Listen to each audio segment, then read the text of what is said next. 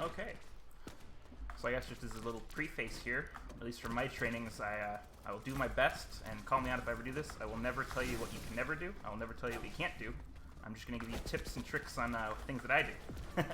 And you can take that info and do with it as you want. Pretty much my whole idea of getting better at the game in any game is just taking points of view from everybody and anybody and building your own playstyle. That's why I'm hoping here we have probably a bunch of different people that want to play a bunch of different classes, and we can just take this general info and improve upon our own gameplay. Some people may want to be like range heavies, or some people probably want to play light assault and infill. I always learn to die. Probably not many people want to do that.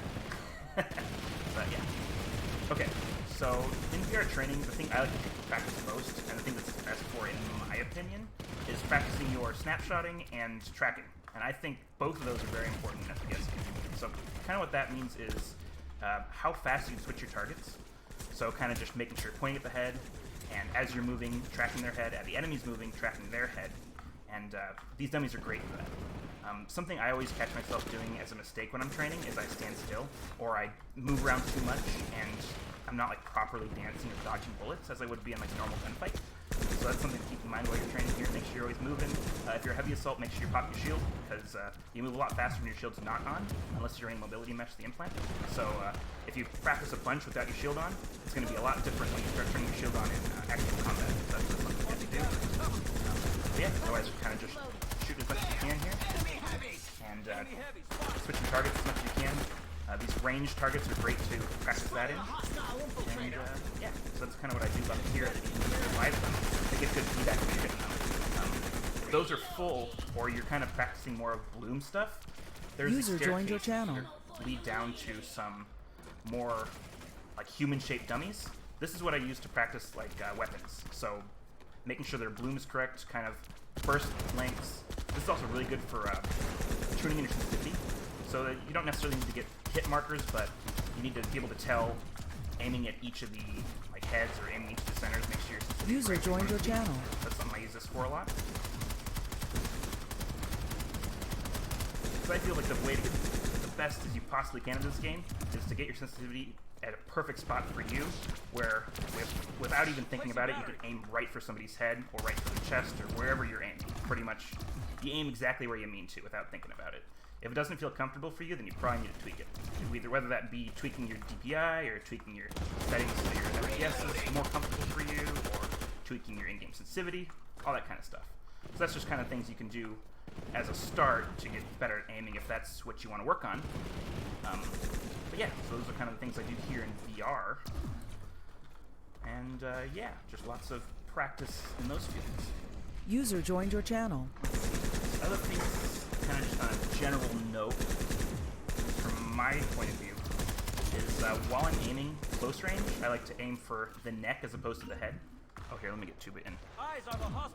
Thank you. So, like, well, not the neck, but like the lower part of the face, I always catch myself aiming for the upper part of the head, and if for some reason I mess up my recoil handling or something, like I don't pull down the right amount, or I'll start shooting above their head. While if you aim kind of for the bottom of their neck area, the recoil, if you mess it up a little bit, it'll still aim for the center of their head. So that's a cool tip and trick there. Otherwise, longer ranges, I tend to aim more for the chest area, the upper chest, so you have just a bit more surface area for those extra long range shots.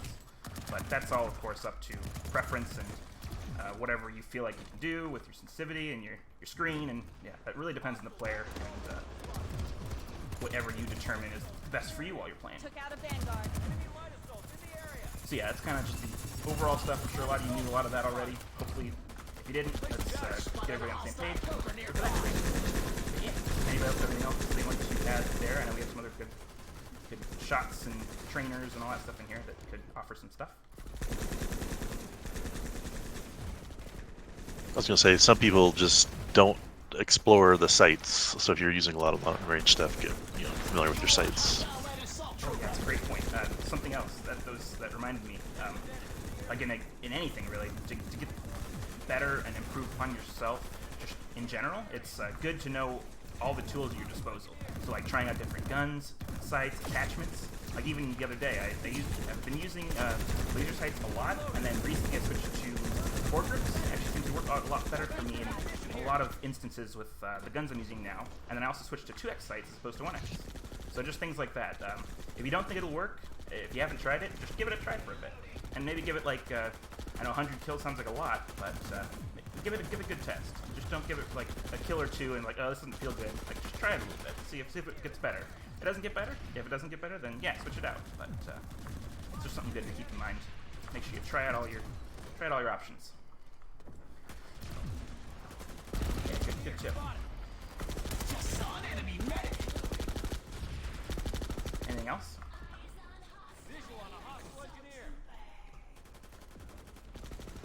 I was kind of curious. Has everybody in here been playing a long time, or did people just start playing Planetside? I'm just curious. I took a long hiatus for like a couple of years, and I just came back recently. Just over 7 years with a couple of hiatuses. Nice. 2 years consistent for me. Yeah, Mouth played the first like 2 years on PlayStation 4, and then I've been playing took 3 years off, and we've been playing PC since. We played TR before joining Vano and DPSO with my group of guys. Nice. I've been playing since PS1, so that'll give you an idea. I'm really old. Me too. Yeah, I think I started playing around 2013, and then I kind of played on and off around 2015-ish when I started working, and then but I've been playing pretty consistently ever since then and up until then. So yeah, I've been playing quite a bit. And Mouth has played a lot of shooters basically since like I don't know, Counter-Strike 1.6 was like my first serious shooter, but I gravitate more toward a supportive role in games like this. Like in Battlefield, Call of Duty, I've always been like the engineer healing tanks, medics healing, people rezzing. You know, my gunplay's not always been super on point. I mean, it's not awful, but this training obviously helps. Hearing people's advice and whatnot, but I was something for ops' sake is when we do like max crashes and shit like that, I'm a lot better at playing the backliner or the heal guy. Alright, well, awesome. Feel free to stay in VR if you want to, otherwise I think let's head on over to live play. And as far as live play training goes, at least for me, my goal for like getting the best in this game or the better in this game is to kill a full platoon by myself. Never gonna happen, probably. Or at least be able to clear a platoon off a point. I know some guys. So yeah, There was a Vanu assault on a base back when I was on like mainlining Briggs, and there's a very well-renowned outfit called Juggernaut on the on Briggs, and basically they managed to hold a base with like 4 or 5 people against a full platoon plus. yeah. So that's awesome, and that's where you take like everything you know and apply it. Which continent would you like us on? Well, we'll see if we can get to Indar. I don't know how the queue's gonna treat us. I don't know what our pop looks like. Only about a minute 20. Oh, it does. Look at about 4. Oh, it's got an hour. The alert just started. Oh yeah, it looks like it's gonna have a bit of a queue. How does the other continent look? Not too great. Yeah, let's see if we can get to Indar. If we can't, then I can run us around Amrish and just talk through some things. But yeah, so as far as live practice goes, at least when I'm like working on practicing in game, of course, if while you're playing you don't always have to practice. You can, if you don't feel like it a day, feel free to have fun and do what you want. It's game. But I know some days that I just feel like getting better, so I hop in and I always go for those insane fights that are really out-popped. So I feel like those are the best, like those are the worst case scenarios.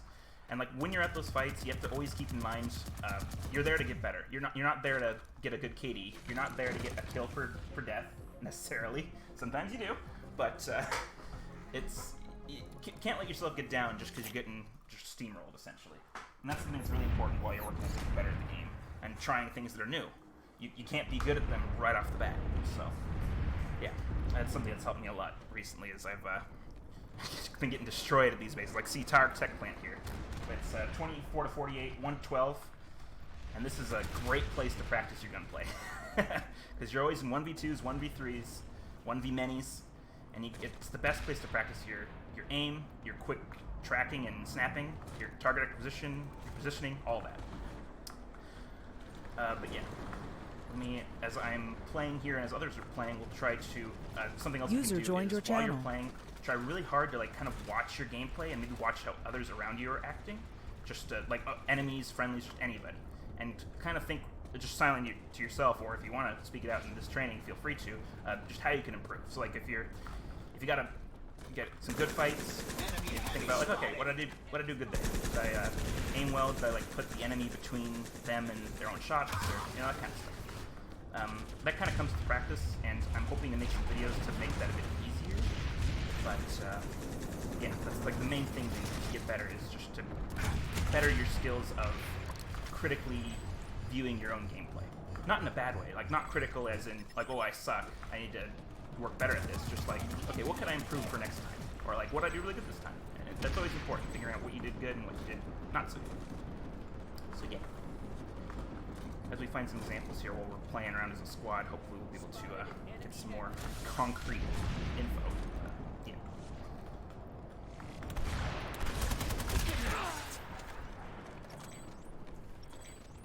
I guess just for the interest of info sharing, I can talk a little bit about some squad strats. I'm sure a lot of people know these. These are just some little tips and tricks that when you're playing as a squad, you can use to your advantage. So in the most advanced squads, something that I feel is one of the most powerful things that a lot of squads don't do is shield rotations. So like if you have people holding the front lines and their shields pop, automatically they'll pull back, and then somebody else that's watching that lane will enter right in their spot and shooting at the same person they were shooting at. So therefore, you pretty much have an infinite health pool. And once you can perfect that as a squad, you become really hard to take off the point. Also, another thing you can do as a squad is once you learn all these strats, you can kind of do them without communicating in a way. So something I'll probably be running in the future after we've gone through a few of these is silent squads, where we won't have any comms, or we'll try to just not talk, and we'll try working off each other just from what we see. So for instance, if you see a stairway open, you go hold the stairway. If you notice there's nobody looking inside, so like internal security, so pretty much, you have your usual triple stack point building, you have people holding like all the doorways. There also needs to be somebody actually watching inside the point in case somebody sneaks in, like an infill or a light assault, like maybe a shotgunner, any of that stuff. You gotta have somebody watching inside, at least every once in a while, if not all the time. A medic's usually a good call for that because they don't want to be on the front lines anyway, joined your channel. But anyone can really do it, as long as there's something. So yeah.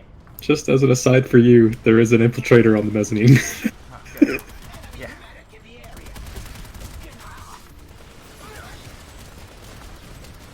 Kudos to Lokern to train and play at the I same know, time. I'm hopping around the point while we're like taking the point, not even noticing. But yeah.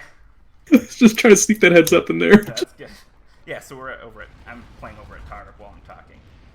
And yeah. Just trying to think of any tips and tricks I know. Oh, another thing that while I'm playing, something I always have to keep reminding myself, at least as a heavy assault for my gameplay, is I find I do better when I pop my shield as late as possible. Since I run Nanite Mesh, the absorbing damage one, Adrenaline Shield. While fighting normal players, like just your everyday run-of-the-mill heavy assaults or any class, I pop my shield right after my main shield goes down. And that gives me the most time at the high-speed strafe, essentially. Because when you pop your Nanite Mesh over shield, it slows you down. And the longer you can run at that higher speed, the more bullets you die. So that's a nice tip there. The only kind of caveat for that is I've noticed it doesn't work as well against very skilled NC heads. Because they're high-damage weapons, they can usually get that 3-bullet ping on your head before you get your shield up. And that's, like, too quick. Usually, at least for my own reason. So maybe if you guys get, if you guys might have better mileage with that. But yeah, just a note that I've noticed while playing recently. How do you feel about people drop shotting, Lurkin? I think that's totally a valid thing. Like, what do you mean, like crouching while you're shooting, or do you mean like in the middle of a firefight, you're not just crouching to improve your aim, but like you get half health and you crouch, and like you're in the middle of combat, you just sit down. Oh yeah, absolutely. Although it's like something I've done, something we actually go over at some point is just gunplay in general. So at least my notion of gunplay is a balance between landing shots on your enemy and dodging shots on your enemy. And for a lot of players in this game, that usually means dancing, so like 80-80 spam and crouching. And for me, what I like to do is while I'm doing my AD essentially, at the peak of those, like when I'm switching directions between my A and D, that's usually when the enemy's going to get their shots off. So for those, when I can do it, I'm still practicing it, I crouch right at those moments while I'm switching directions, while throwing in a couple crouches here and there when I notice they're catching up with me aim-wise. So that's something that takes a lot of practice to do, but once you get good at it, you can really dodge a lot of shots.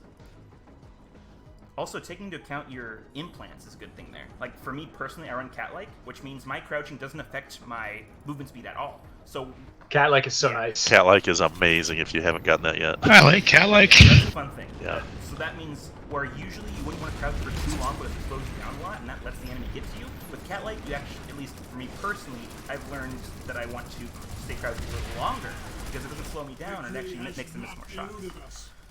So yeah, I mean, that's the whole thing of dancing, what we used to call it. It's all actually just the 80-80 spam, dodging bullets, is you want to balance your movement speed, but while also staying as hard as it is, which meant like managing when you pop your shield, managing when you, if you're another class, managing whatever your slowdowns are, whether that be User crouching, joined or your firing, channel. or ADSing, just managing all that so you have the least predictable.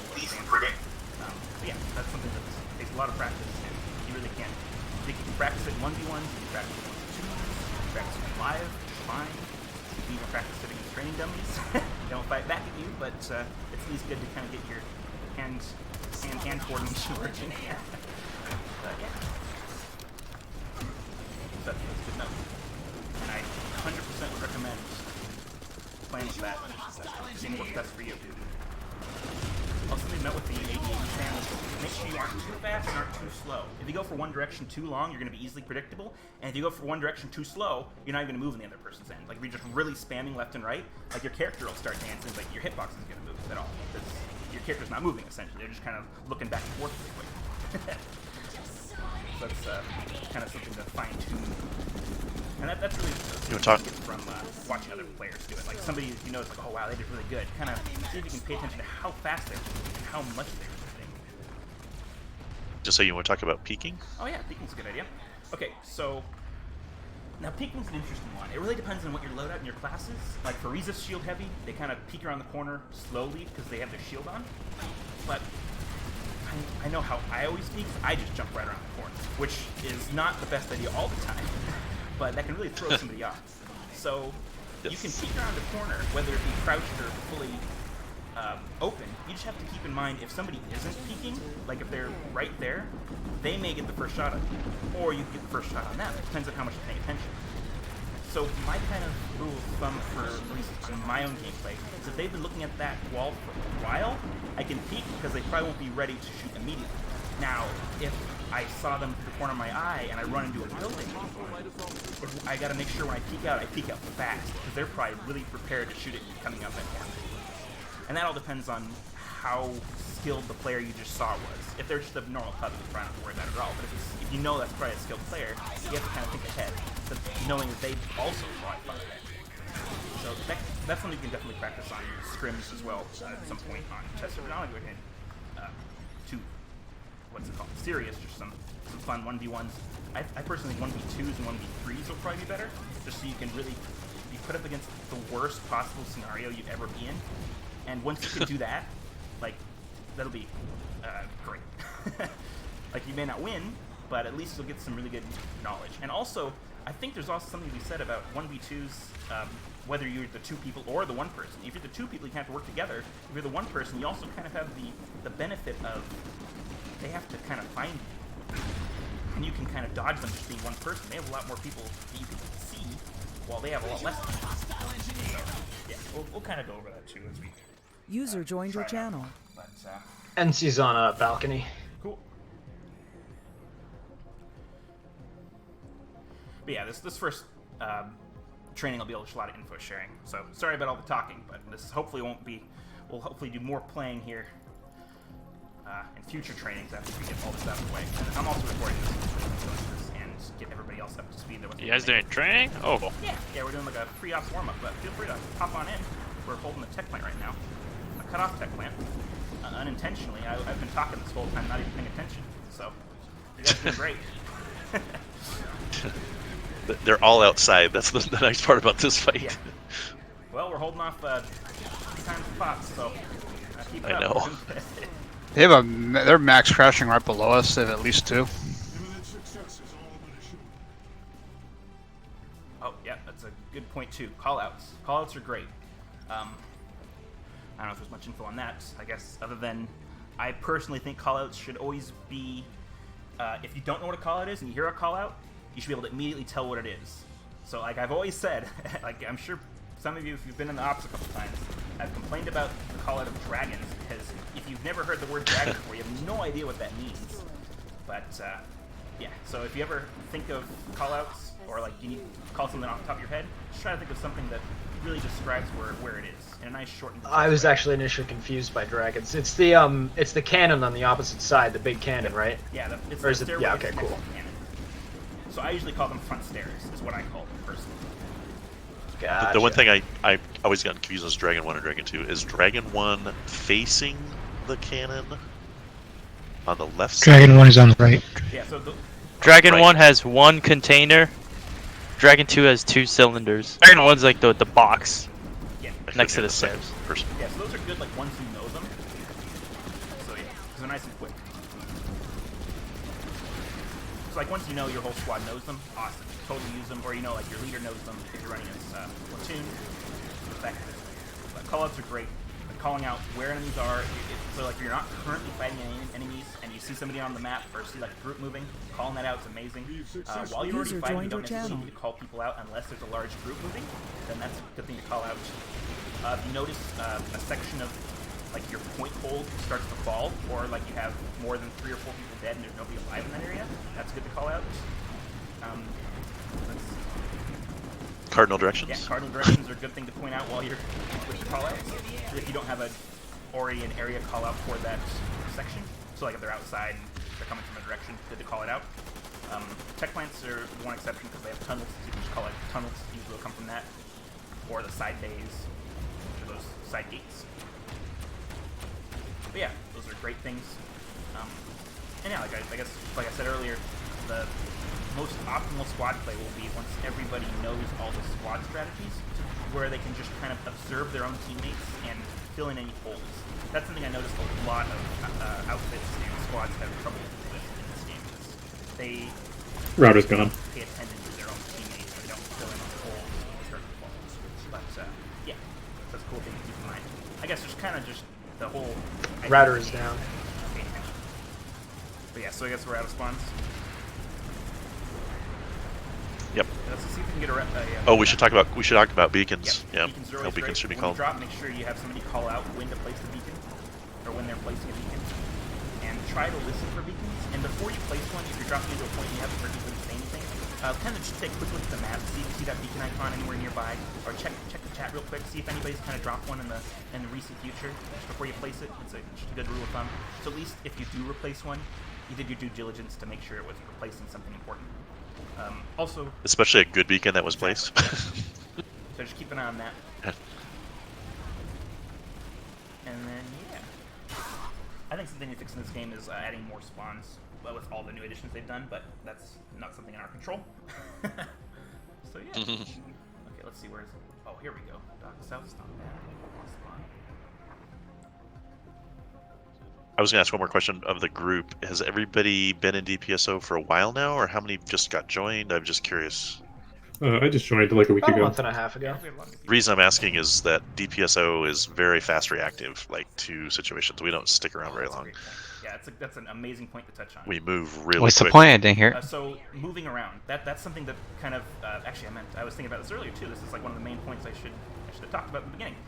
Like the difference between like, User what people disconnected would from consider your a more channel. skilled player as opposed to a less skilled player is of course aim, but you can't always tell aim in a lot of in this game. This game, like aim is important, but it's not everything.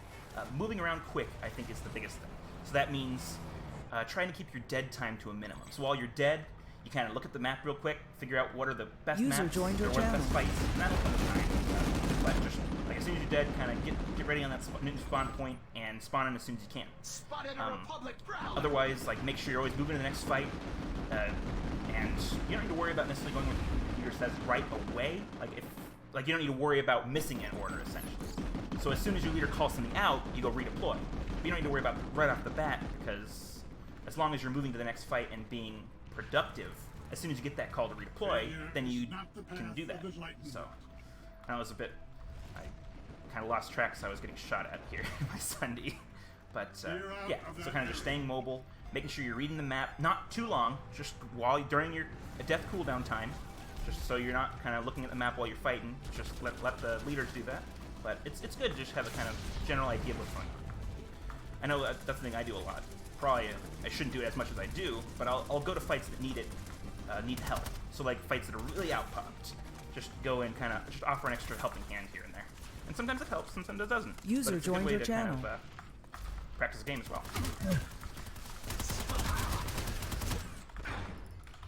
These guys at Tech Plant are really, really, really new, I think. I just blew up a Sunday, like, just sitting there shooting rockets in its back.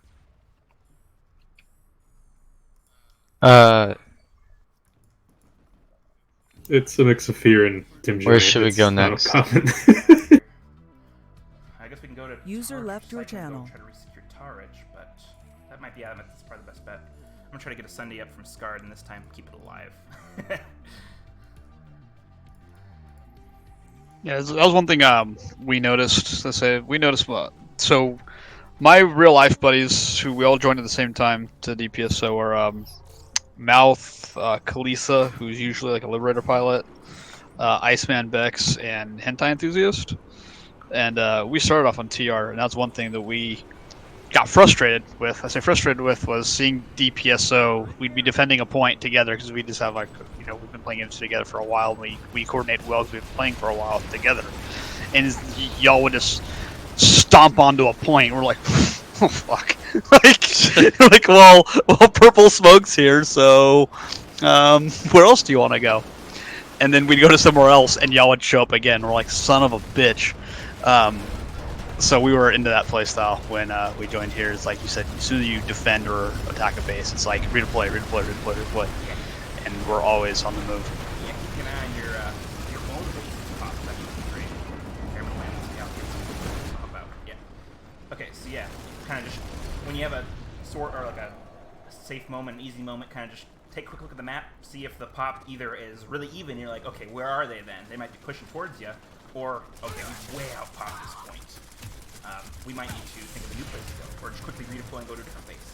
But something you need to kind of take into account there is also enemies in the surrounding areas, or at the warp gate, and kind of look at the other fights on the map. So this is something that kind of comes with leadership, as you, not necessarily you have to lead, or just playing the game more and reading the map more, just kind of looking at seeing what people will do. Yeah, let me get a beacon up. Or actually, is there anybody at the Tech Plant who can put a beacon up there? I wish I could. I'm trying. I could put one up, but I wouldn't be in a good spot. Alright, no problem. Yeah, I'll get a flash up over there. But yeah, kind of just looking at the pops around the bases kind of near your own, and seeing if maybe somebody will redeploy after their fight's over and drop you, then maybe you don't want to leave too soon, or like, okay, there's nobody around, everybody's caught up in a fight, let's go get somewhere else real quick. Like, that's the difference between a Zerg fit and a more skilled outfit, is they know how to manage their pop, whether it be splitting up or dropping a huge amount of pop on a base to break it real quick and kill the morale of the enemy and make them go do a different fight, just all that kind of stuff. But yeah, lots of things to think about in this game. If you want. Of course, if you just want to run around and shoot mans, that's a great thing to do in this game too. There's nothing wrong with that. You can shoot mans every once in a while. Just as long as you know the things to look out for when you care about them, like during ops or when you're just training yourself, you can just turn them right on. But yeah. Alright, we finally got connection back to the Tech Plant. I guess let's try a push here from spawn room. So the thing that a lot of leaders like to do is they like to group their squads for a organized push. I usually don't like doing that, but it is effective. So let's see if we can group up here a little bit. Let's get a good mix of, I'd say a good mix of classes, just whatever you want to play, whatever you feel most comfortable with. And looks like we've got enough. Let's push in. That's something else. I love your helmet. Thank you. I always love it. As something a lot of leaders will do that I think can be improved upon is they wait too long. So that they'll wait until absolutely everybody gets there. And something you can do is you kind of just gotta cut your losses at some point. People up on the balcony, empty lightning looks like. can I get a squad invite? 6 Ducatis. Looks like points to be covered. Balcony's not as heavy. Ooh, balcony's Squad's terrible. full. Ooh. That lightning isn't empty anymore. Yeah. They got the advantage on the bottom. Something there that just kind of general gameplay tip as well is line of sighting. So as we jumped up that lift, you can tell it's like way open. So something I did personally was I veered off to the backside as soon as I saw those people on the point to try to get behind back where the vehicle terminals were, just to break line of sight. Like, of course, somebody's going to run right around the corner, but that means if you see somebody coming, you can kind of corner peek them, essentially. You can't just wait with them around the corner for a split second, see if they arrive, and get the first couple of shots. So, things like that are just, I'm sure a lot of people know, just a good tip in case you did. Also, something that also with watching players around too. Looks like we got recursion here. And we're holding up nice and well. So perfect.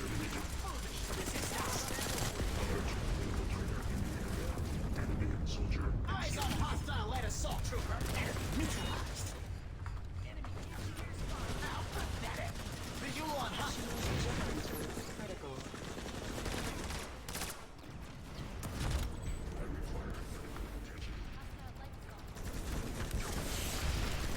Also, something else that's effective for objective-based play is killing Thunders. Like, I personally don't do it all the time, at least from previous, since the game wasn't doing too well. But now the game's been a little better. I don't feel bad about it. If you really want to take base, don't kill the Sunnies, and you'll have a lot easier time taking down the enemy. And Sunnies are so easy to kill nowadays, so it's not too hard to do. There's 2 on the mezzanine. You see when you're trying to take a base, don't kill the Sundies? No, when you're trying to defend a base, kill the Sunnies. Like, kill the enemy Sunnies. Right, okay. I thought you said when you're trying to take a base, or defend a base, don't kill the Sunnies. I was like, He was saying he didn't before because the game was in a bad way and he didn't want to drive people off. Yeah, it kind of sucks when your Sunny gets killed, and that's all that happens, like, for 3 attacking fights in a row. Yeah, and you're a little bored of it, yeah. It's more fun when you have, like, extra people to shoot at. But So I think a new tactic is that we get a lot more spawn points set up early. So we're not, like, dependent upon one thing sometimes, I think. So we have a beacon, we have a router, we have, especially on this kind of base, we'd probably set up a router normally. Yeah, that's definitely changed the game a lot for me, as when I played last, the beacons were a thing, so that was fine. But the whole ant bases weren't around when I played before, and the whole router kind of meta or strategy definitely changes how base defenses or base takes are played out. Joined your channel.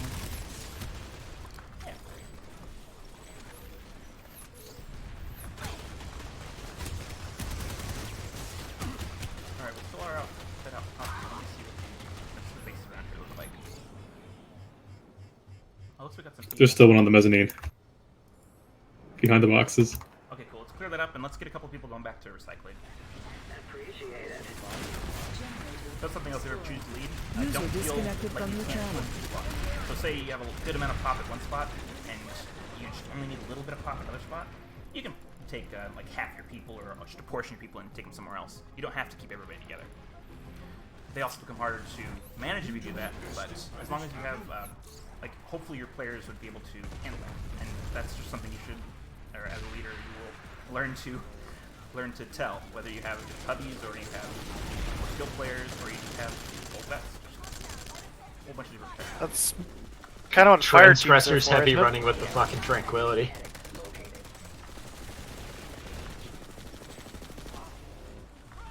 You'll love to see it. Like kinda heavy. Dude, He's people running with the have, tranquility heavy. tranquility on. Yeah, it can go on all classes, I think. Can't it? Can it go on all classes? I don't think so. I think it's any class that gets the battle rifle. That's the first thing I checked. I wanted to look by itself, not like on the That'd be broken. That would be ridiculous.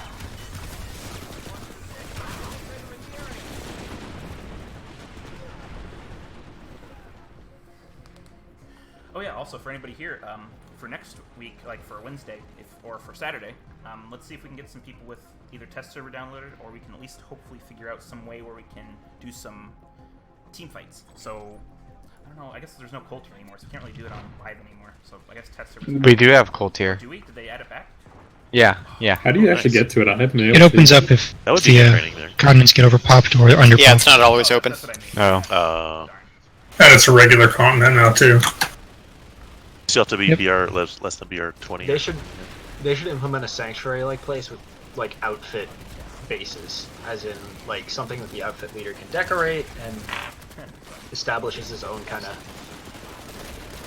It needs some fleshing out, but I think it'd be cool. Yeah, I guess that's the way to go then. Yeah, that seems to be hit or miss. Plus your accounts, yeah, always. I think Jaeger accounts are probably pretty easy to get now. They've switched over to Discord. I know that Tide has Jaeger accounts. But Yeah, I they're just only have to for go in there 5 and days. ask them. Some of them are usually jacked up though. Or you can apply and try to get DPSO Jaeger accounts for us to practice. Yeah. We'll see. I think they might be a limited time accounts, but I'm not sure. Tide got some permanent ones, so maybe you could get like a handful. You need to go to the OVO Discord and then follow the instructions on how to get your own account with your name on it. Oh, neat. I could link it. Let me find it. Second floor, get him. Guess let me try that. Sounds cool. Here's a Discord link if you guys are interested.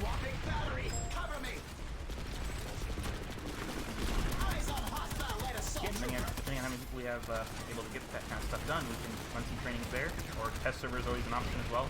You have extra space and download capacity to be able to get that. Yeah, just some places where we can do some more combat-oriented training as opposed to talking and playing on live.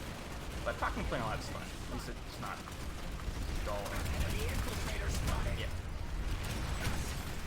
I hope you also have videos ready so we can do some of that as well. Imminent success is all but assured.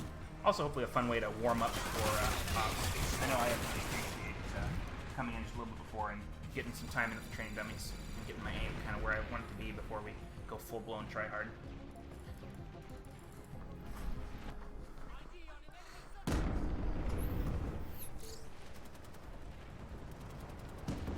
Our foes will know the will of Bangu.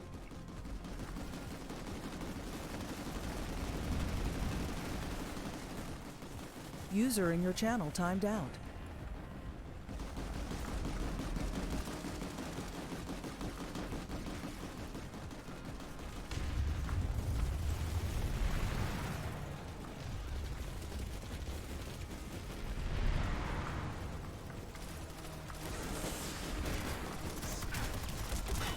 User entered your channel.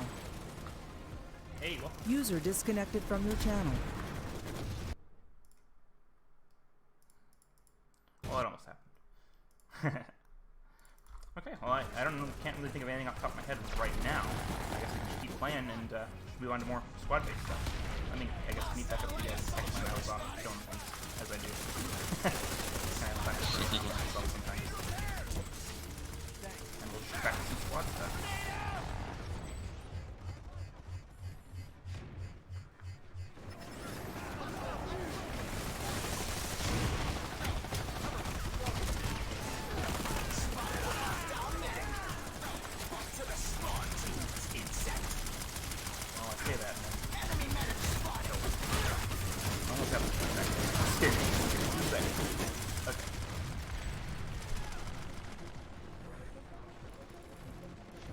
So where are they at around at the tech plant?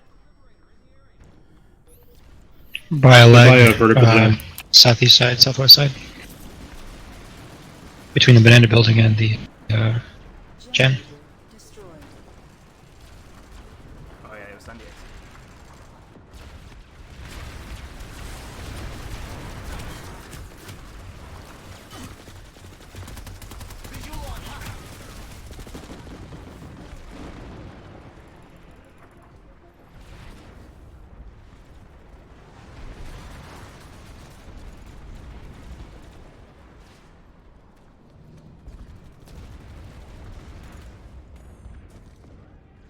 This is a very quiet bunch. It's fine.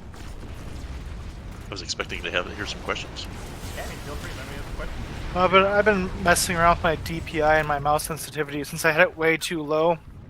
and I hadn't quite realized that the DPI kind of figures out the resolution, the default resolution of your mouse movement. So I've been cranking up my DPI, my mouse, and cranking down the sensitivity on the game, and trying to figure out a happy medium, so that way I can get smoother headshots. Awesome, exactly. Yeah, I found that same thing out. So I had low DPI like everybody recommended, and then I was like, man, my mouse just keeps skipping. So that's why I'm running at max DPI on my mouse, and I just turn the sensitivity down. And yeah, so that's great. Huh. What's your DPI I used to be right running now? at max DPI, but the problem was I was moving too fast, then even at minimum sensitivity, so... I was doing it there's like... a point where you get dizzy. Well, I had 9,000 DPI, so and I had like standard sensitivities. Like I said, I could have cranked it down further, but... Oh well, look, when you play on like incredible, so He's got an Uber machine, yeah. He's in the output as far as I know. he's playing on Ultra too, which tells you a lot about his hardware. Sometimes though, I don't care about my FPS as much. Yeah, what? I run on Ultra, when I get at least 60, I get like 150s in smaller fights, but the bigger fights, even for a really nice system, tend to eat up stuff because apparently it's using my CPU for everything. It's not using my GPU at all. Right. It's just there's lots of That's the whole problem. That's what I keep on. Is there a way to Ultra, fix because I that? keep on Nix. You can force it too, I think there's a setting. is that what some people do? Yeah, it's just because there's lots of items in this game. So the graphics are a little outdated, so they aren't working your graphics card too hard. It's just there's so many people running around, and that you can't really put on the GPU. You have to kind of have it on the CPU. Well, if you hit Alt F, not Alt F4, Alt F, it will show you if you're running on the CPU or not. That shows you what it's being bottlenecked by, what it's being limited by. Yeah. Oh, okay. It runs on both. That's just true. Fair enough. That's what somebody was Yeah, telling me, so good to know. So I'm being bottlenecked by my CPU, which makes sense. Alt F doesn't work for me. You can also use slash. You have to. Yeah, slash up is the same thing. The hotkey has been buggy since they done escalation update. So I would yeah. suggest shutting down stuff you don't need. Shutting down services, shutting down apps, anything else you don't really need to run. Yeah, if you want to just squeeze out your frames. Which Yeah. is always handy for a lot of people. But yeah. So yeah, sensitivity, that's like the biggest thing. Like for me, if you're getting better at the game, that was the biggest thing I had to do, was go through and really tweak my sensitivity to make sure it was comfortable for me. Like as soon as it wasn't comfortable, I had to change it. And actually, I'll be doing a video about that too, about the, because I know actually I need to help Megatron with this non-stop. The difference between trailing and like overshooting. So like while you're aiming at somebody, I'll try to explain it in voice. Like when you're snapshotting at somebody's head, if you like go past them, that means your sensitivity is too high. If you don't go far enough, that means it's too low. That's not always true. That's only if that's like what the average of what's happening. It's like if like every time you're moving, you're like, okay, that's not as far as I expected it to go. You gotta turn up a little bit. While if it's like, oh, that's way too far, then it's too high. And it's pretty much got to get to a point where, like, oh, something here's a good tip. On some of the buildings, they have like dots everywhere. You kind of just aim at the dots, and User disconnected in your mind, from go your like, okay, I channel. want to aim at this dot, and turn right to that dot as quick as you can. If you turn right to it, that means sensitivity is perfect. If it's not, then either you got to practice a little bit to make sure that your muscle memory gets that in its ingrained, or you got to tweak your sensitivity a little bit. That's something that I think really helps with aim, at least from that side of things. Alright, I'm back up to 9,000 DPI. An aiming drill I used to use a lot in Rainbow Six Siege was if you find like a rail or something somewhere. Once you play with your sensitivity, it takes a while to adjust as well. You can, what do you call it? You can sit See, there I've been getting shoot at a conflicting rail. information. When I first started playing the game, I played with a guy from Future Crew and did some training with him, and he said use the highest DPI your mouse can support. And then I trained with Jake a little bit, and he said he recommended like 800 DPI for your mouse. Yeah, I was using 800 DPI, and I found that the difference, it works if you're just reflex shooting, but if you're doing really long shots with a like a reflex sight, which your gun could make, your mouse doesn't actually have the resolution to make those headshots. I was on the range shooting when we were practicing, and I was realizing that the slightest movement of my mouse was shooting to either side of this guy's head, crank up my DPI, and then there was a smoother transition. So, I mean, there's probably different ways, different preferences, but... What scope are you talking about? I'm talking about a reflex sight, one times. One time. So, I mean, I was using a pistol that can actually... It's the Commodore or something like that, they can actually shoot the very end of that range of those targets, and you can headshot them. And I was noticing that I just couldn't even, the slice movement of my mouse was moving too much. Of course, it's like pixels practically at that distance with no magnification, but at 9,000 DPI, actually even at 3,000 that fixed it. 1,500 was better, and I guess I'm gonna try doing 9,000 DPI with really low sensitivity settings right now, because it's just smoother aim, at least on my end. I'm not sure if it's the same. Exactly. And smoothness is important for hitting a headshot because I can't make fine adjustments. What's your FOV? FOB? What's that mean? Field of vertical view. field of view. I have the field of view all the way to maximum. It's the maximum mine supports. 1 second. 74. Yeah, field of view is 74. I find that very important. Yeah. Wish we could get 90. That's all great, and that's exactly what I was talking about at the beginning. Is just kind of showing little info so you guys can kind of just improve yourselves, and that's perfect. That's exactly the same thing I came to realize as well. I tried the low DPI, and just like I felt like it was super choppy, and turning it up fixed it. It's kind of a little bit of problem solving too, just kind of being able to tell when something's a problem and fixing that. But yeah, otherwise, somebody was talking about like a railing thing. Can you continue with that? I know somebody we cut you off a little bit there. Yeah, so that was mouth. Like I used to play a lot of Rainbow Six Siege, like semi competitively, and one of the aiming drills like my team would run was you see like a rail, and it's something that sort of helps with your aim, obviously. But it's like as you're strafing back and forth, you see how many bullets you can keep on the rail at a time. Like you see, it's obviously the smaller the target, the better.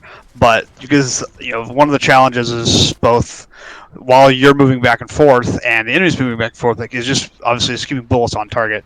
So it's as you adjust your sensitivity, it's going to affect how you're keeping bullets on target. We're talking about like snapshotting, but like that's a lot harder to do while moving. So one of the things is just keeping bullets on that rail as you're strafing around it. You can keep it, once you can get whole mag on it, or if you're burst firing, more bullets on target, obviously more damage. So it's just like it was something to improve your aim because the VR targets here, I noticed, obviously you shoot them, they die, they disappear. A rail is not going to disappear. A box is going to disappear. Shit like that is something you can use as you're adjusting your sensitivity back and forth. Exactly, yeah, that's great. Yeah, that's a great tip too. Yeah, I use those little paper targets underneath the VR training room there that don't die. It's like, well, they don't give you much feedback when you shoot them. I use that for exactly that. I kind of just try to keep as many shots on the head from different distances as I can. Also, I use that to practice my burst firing. That's something I really have trouble with, is making sure my bursts are consistent even during gunfights when I get a little excited and hold on the button a bit too long. So yeah, that's awesome. And concerning, I think I've already said this too, but I personally think both snapshotting, flickshotting, and tracking are really important. Once you can master both of those, you're good at the game. You're good at any game. So, like a lot of people will say one or the other, depending on whatever type of player you are. I know me personally, I've always been a free shooter, but I've just really been working on my tracking recently, and I feel like I've gotten way better. So, and it feels good. I would agree with that. I mean, when I was really young, I actually used to be one of the best in the world at a really obscure first-person shooter, and I just lost the skills because I moved to a different genre, and I haven't been into shooters until very recently. And it's you don't pick one or the other. You use depends on the situation. Exactly, so. Yeah. And I feel like you're gonna, at least in this game, since you have so many volume of players, the quicker you can acquire targets and kill them, both with tracking and flicking, the more damage you're gonna do. And like I feel the best players in this game can 1v2, 1v3, no problem. And that's what defines like a good player in quotation marks. But that's just my personal take on a good player. Of course, everybody can have their own view of that. Oh, I should also speak on stats. You can care about your stats if you want. If that's what floats your boat. If you don't want to care about your stats, don't listen to people that say you do, because you don't. They're good. They're a good metric for how well you're doing. But not necessarily like your KD, unless you're really trying to improve your KD, like you're trying to work on your survivability. Then yeah, that's great. Look at that and see how well you're doing. But just take into account the fights you're doing. if you're going to fights that are you're out popped like 10-1, and you're dying a bunch, don't feel like you're bad. It's just that's what's gonna happen, and just like take each fight as it comes. Like, okay, did I play good in that fight? Like, okay, that was 3 guys. Did I kill one of them, or did I like really dodge well? Like, think of that. Don't think of the overall session essentially. Just think about each fight as it is. So yeah. I love how Planetside 2 has trend tracking for your KD, so you can look at how things are going. I can actually figure out what I was doing best with by what I was doing that day. Yeah. So yeah, stats are a good tool, but don't get too down if it's not going too well for you for a session or a day or any of that kind of stuff.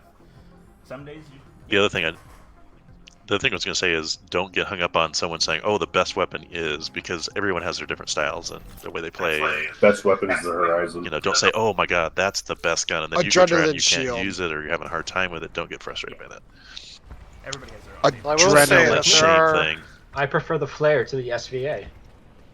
I will say that there are some guns that tend to consistently outperform other guns. It depends on if you're picking the right gun for the right situation, though. Like, the Naginata is not going to do really well against a CQB weapon if it's in the same category. Like, that's one of the problems I was running into earlier today. Like, why am I losing so many fights while I'm using a sustained fire gun? Right. That one's not good for tracking at all. No, it isn't. It's like explicitly bad for it. So. Yeah, unfortunately, they don't tell you that. Like when you're looking at, ooh, that looks cool. That looks like a good damage and everything. That's like you try it out and you go, what? Well, it has that in the description. If you move, it loses its accuracy, and it's already shit accuracy compared to pretty much every single LMG that VS has. Like I was comparing them all, and it's at least 0.5, not 0.5, 0.05 less, which adds up quite a bit when you're headshotting or fighting people who can. So. I get disappointed myself when I get killed by one. I should be able to avoid that. Hello there. Real quick. Lokran, are you there? Are we starting? Oh, 10 minutes. Okay. Yeah, 10 minutes. Would you want to keep your training squad up and then just run it as normal for outfit ops tonight? Yeah, User joined your channel. It's supposed to end at ops. It's supposed to be like a warm up to ops. We were running just long. We got caught up in talking, which is good. We did great. We've been doing okay. Yeah, we're supposed to be merging into ops. So feel free to move us up there now or whenever. All right. Yeah. 1 sec. I'm gonna give you Whisperless real quick, and then we'll break up here in a second. Yeah. If you guys have overflow, we'll condense some of the overflow into our other squads. All the outfit members to this squad, and maybe I'll grab some other squads. I grabbed other squads. Mm-hmm. So I just tested out that raising DPI but lowering the in-game stats. That was a problem I encountered with that I fixed by lowering my DPI. Is that like I'll move my mouse quick across my mouse pad, and my screen will move like half a second after it, or it'll continue to move. That's really weird because that doesn't do anything for me. It might be your specific product that you have. Probably, yeah. And the whole gun choice thing, I feel most passionately about that when it comes to pistols. People are like, that could be a surface tracking issue as well. And something like revolvers. Some people don't perform with revolvers, like a 3-round burst. Like I hate the commissioner, and the commissioner is loved by a lot of people, but like I'm a big fan of the pilot. The pilot's a really good one. I prefer the revolvers, honestly, at least as far as results go. But yeah, the Cerberus is not bad. The flare gun is the best. I would say of course it's personal preference, but I've rarely been killed by an emissary, and I have a hard time killing with emissaries. I find it quite easy. I actually like the emissary one. I think I do Rexed as well. it a long time ago, but I used to like it a lot. Haven't used it in a long time, but I guess maybe I'm just not setting it up right or using it properly, because I've tried using the emissary and I moved to an entirely different platform. I moved right back to the starting gun because I was hate the emissary. Now here's my question as far as the emissary, because like I've tested it out in VR and I have liked it. I'm personally looking for a sidearm that I could use as a primary. Now, when I say sidearm is use a primary, like for like anti-vehicle and crew loadouts, because I said I play a lot of engineer, I'll use like an anti-material rifle Very for good my backup. primary, which is not good against infantry, obviously. Very Can you good guys backup. hear me? I'll tell So you right now, it's a pretty good backup. the emissary. Test. Can anyone I hear me? prefer the commissioner or the revolvers, but Okay. again, it gets down to personal preference. Like I can body shot someone with the commissioner Lokren, can twice, you hear and me? they're dead if they're hurt already. If they're not hurt already, I'm it's speaking one to you via headshot, one body whisperless. shot. Or, Channel switched. but again, Channel it depends on how you use your weapons and how you play. So. I also like that it has really good range. Like you can do mid-range combat with the commissioner. Right.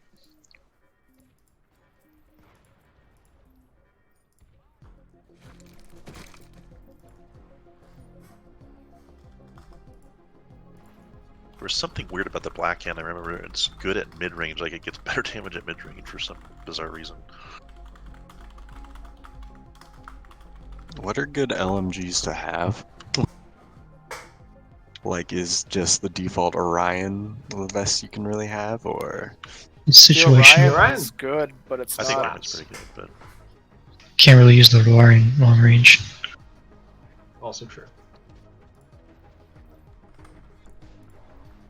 and then once you recoil on, certain weapons, just recoil like crazy. I was taking.